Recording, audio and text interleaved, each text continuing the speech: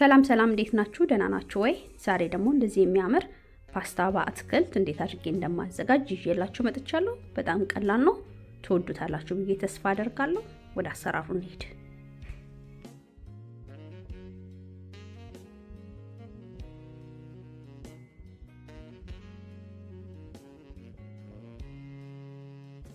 የሚያስፈልጉን ነገሮች በደቃቁ የተከተፈ ቲማቲም፣ ብሮኮሊ አለ፣ ካሮት፣ ሽንኩርት እና ከለር ቃሪያዎች አሉኝ። እናንተ የፈለጋችሁትን አትክልቶች መጠቀም ትችላላችሁ።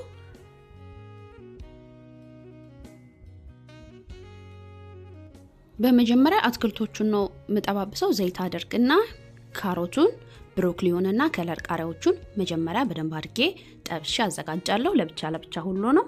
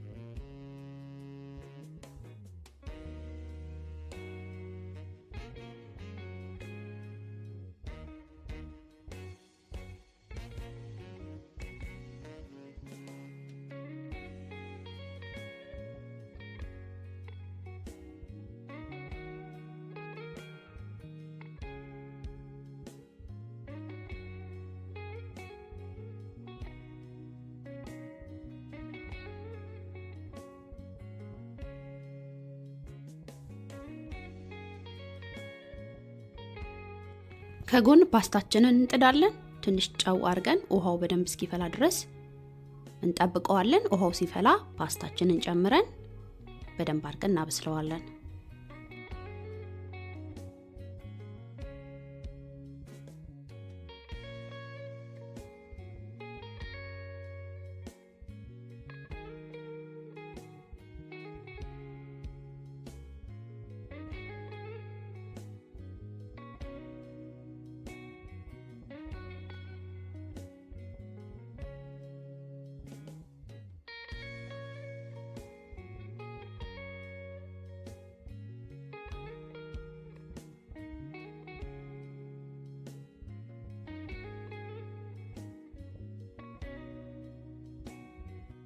በመቀጠል በደቃቁ ከትፈን ያስቀመጥነው ሽንኩርት አለ፣ እሱን እንጨምራለን። ሽንኩርቱን በደንብ አድርገን እንጠብሳለን።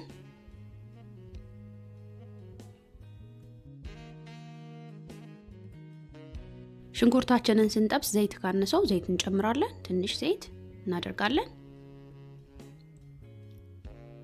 ከዛ ይሄንን በደንብ አድርገን ለተወሰነ ደቂቃ እንጠብሰዋለን። ሽንኩርታችንን ከጠበስን በኋላ የተፈጨ ነጭ ሽንኩርት እንጨምራለን ትንሽ።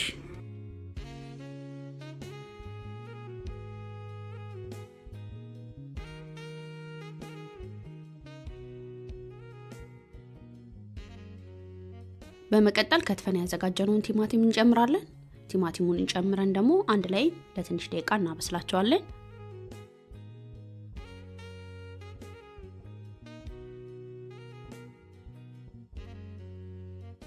በመቀጠል የቲማቲም ድልህ ትንሽ ጨምራለሁ እኔ። ከፈለጋችሁ እናንተ አለመጨመርም ቲማቲሙን መጨመር ትችላላችሁ፣ በርከት ማድረግ ትችላላችሁ።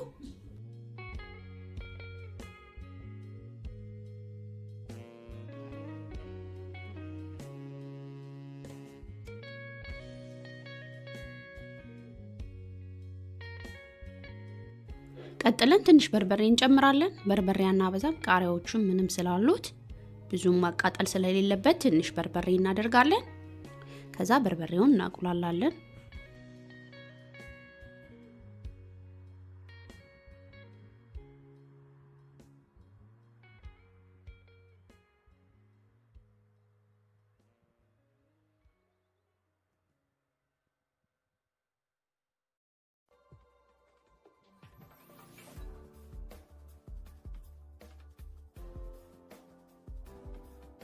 በመጨረሻ ትንሽዬ ጨው የሚበቃውን ያህል ትንሽዬ ጨው እናደርግና እናወጣዋለን ማለት ነው።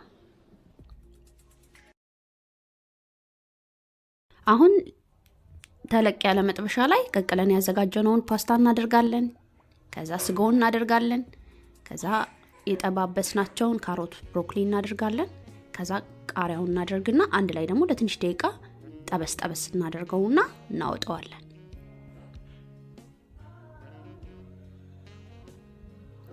አንድ ላይ እዚህ ጋር ጠበስ ጠበስ አድርገን ጨውም ካነሰው አይተን መጨመር እንችላለን።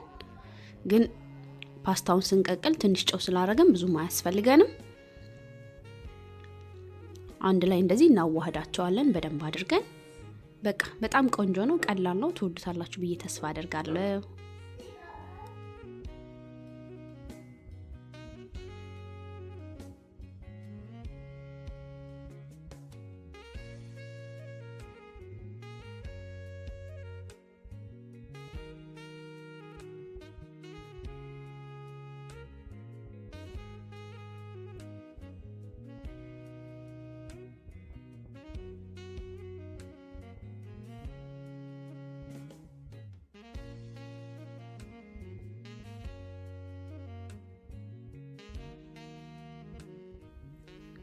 አመሰግናለሁ። መልካም ቀን ባይ